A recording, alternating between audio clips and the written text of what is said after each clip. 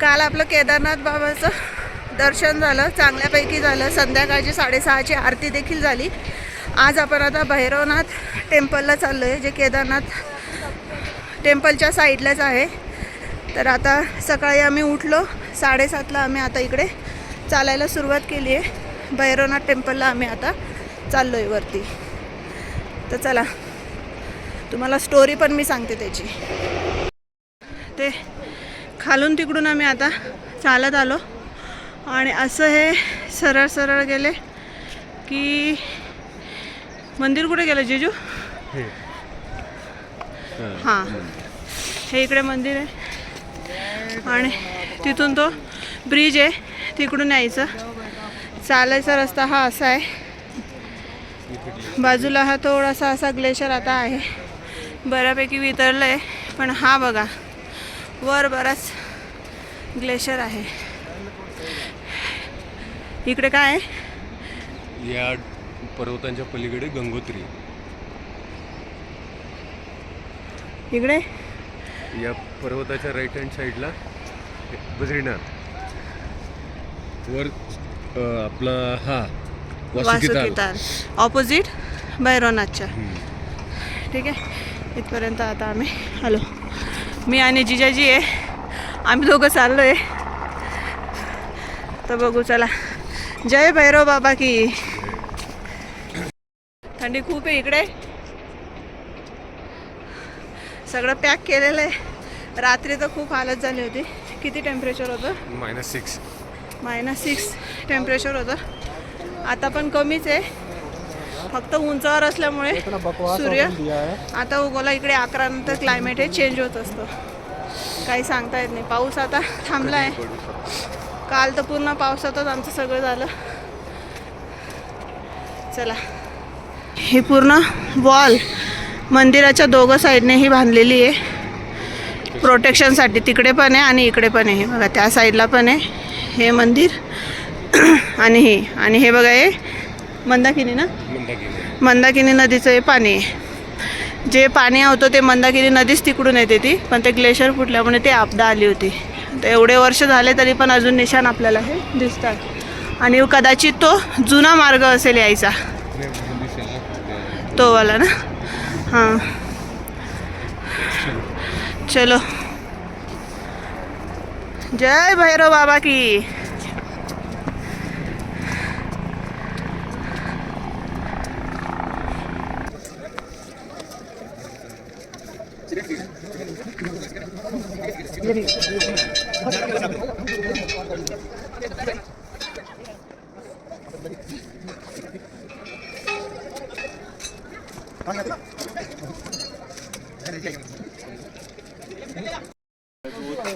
आता आपण पोहोचलोय भैरव बाबांच्या मंदिराजवळ.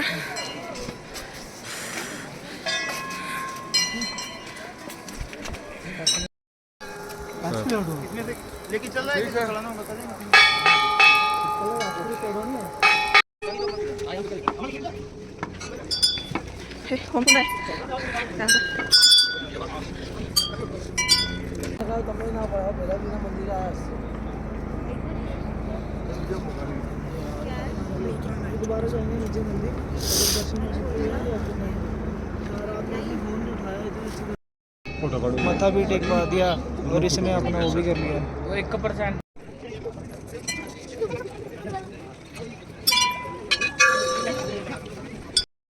आम्ही आता वर आलोय. हे भैरव बाबाचं मंदिर, तिथून असं खालून असं वर चढत आलोय. वाव,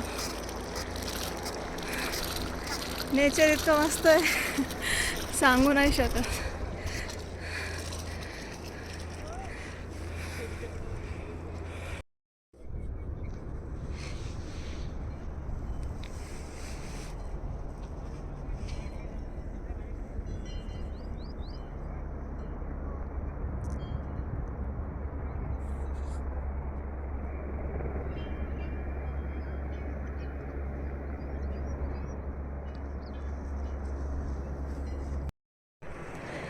आम्ही एवढ्या वरती आलो आहे. मस्त क्लायमेट आहे आणि खूप छान वाटतं आहे. हे मी तुम्हाला एक्सप्लेन नाही करू शकत. स्वतः तुम्ही डोळ्यांनी बघणार तेव्हा तुम्हाला कळेल. हे बघा किती वरपर्यंत आलो आहे. म्हणजे खूप खूप खूप आनंद होतो आहे. वाव.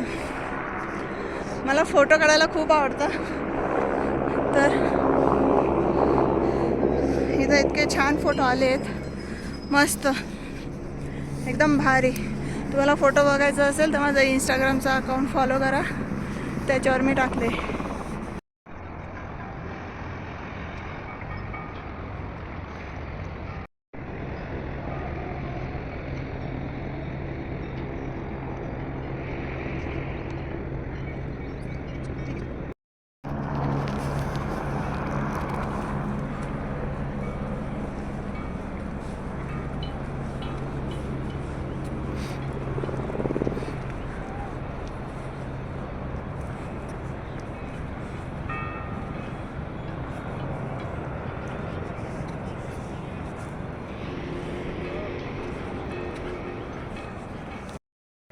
कसं वाटतंय पंकज एवढ्या वर येऊन?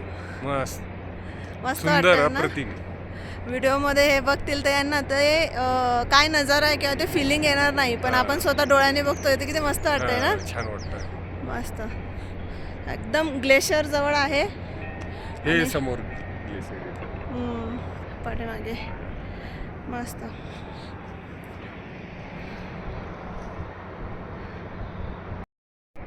जो आपण खालून चढत होतो तेव्हा जो आपल्याला ग्लेशियर दिसला होता, मी दाखवला होता तुम्हाला, तो हा.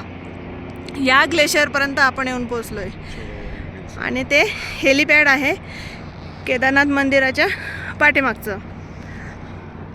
आणि हे इकडे भैरव मंदिर. आणि हे समोरचं हेलिपॅड म्हणजे भाविकांसाठी. हे लिमिटेड गव्हर्नमेंटच्या ऑपरेशन. ती वासुकी टाल डोंगर. वाव.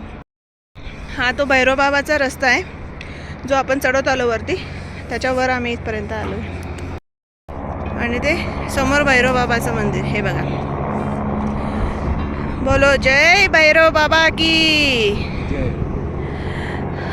तो एक क्लाउड दिसतोय कसा आहे बघा. हाफ कट झालेला आहे आणि अर्धा दिसतोय. भारी.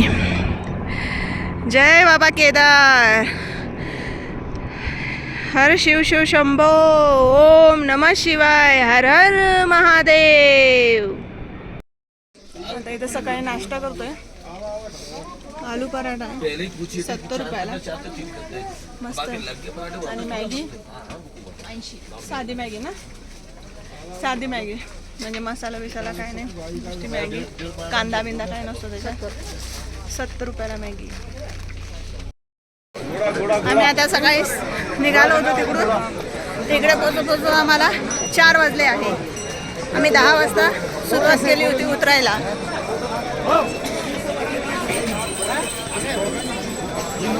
हे इकडे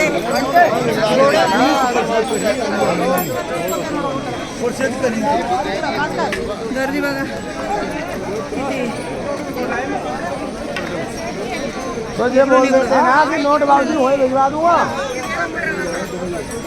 आता ही जाणाऱ्यांची गर्दी आहे.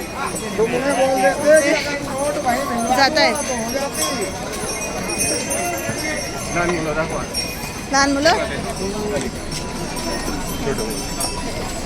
खूप लहान मुलं पण इकडे आलेले आहेत. कसे आले ते कसं सर्वाइव्ह करतील काय माहिती.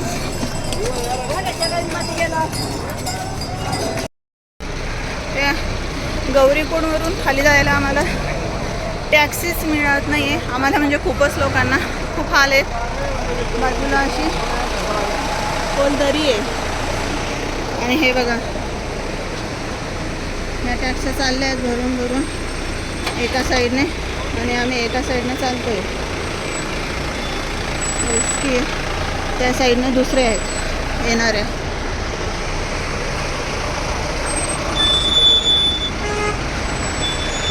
शुभांगी येते मागे. आणि दरी बघा.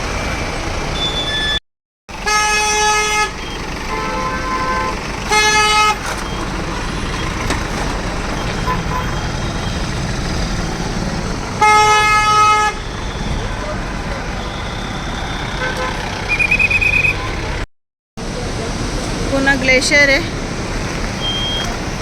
हा रस्ता छोटा आहे, इकडे पठार आहे.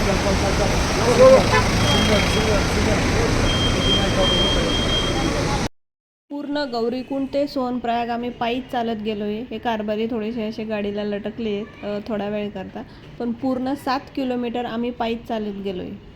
कारण इतकी गर्दी होती, खूप गर्दी होती. गर्दी असल्यामुळे गाड्यांमध्ये बसायला जागाच नव्हती. फुल गाड्या भरून पण येत होत्या आणि लगेच त्याच्यामध्ये चढत पण होते. खूप धक्काबुक्की होत होती, त्यामुळे जागाच नव्हती गाडीत चढायला, म्हणून आम्ही पायीच खाली गेलो आहे. आमचं जे भैरव बाबाचं दर्शन आहे ते खूप छान झालं. अगदी मन प्रसन्न झालं. आणि केदारनाथ बाबा यात्रा ती सुद्धा खूप चांगली झाली. रात्री थोडा ऑक्सिजनचा प्रॉब्लेम झाला होता, पण इथं आहे हॉस्पिटलमध्ये ऑक्सिजन आपल्याला प्रोव्हाइड करतात, हीट आपल्याला ते देतात. तर बऱ्यापैकी इकडे सुविधा आहेत. आता आम्ही सगळे स्टेबल आहेत, सगळे म्हणजे मला शुभांगीला तर त्रास होता, पण तरी आम्ही कापूर सोंगत होतो, त्याच्यामुळे आम्हाला काय एवढं झालं नाही. पण आमची कार बरी आहे, त्यांना तर खूपच झाला होता, ऑक्सिजन लावावा लागला होता आणि खूप थंडी वाजत होती. घाबरून दिलं होतं त्यांनी आम्हाला.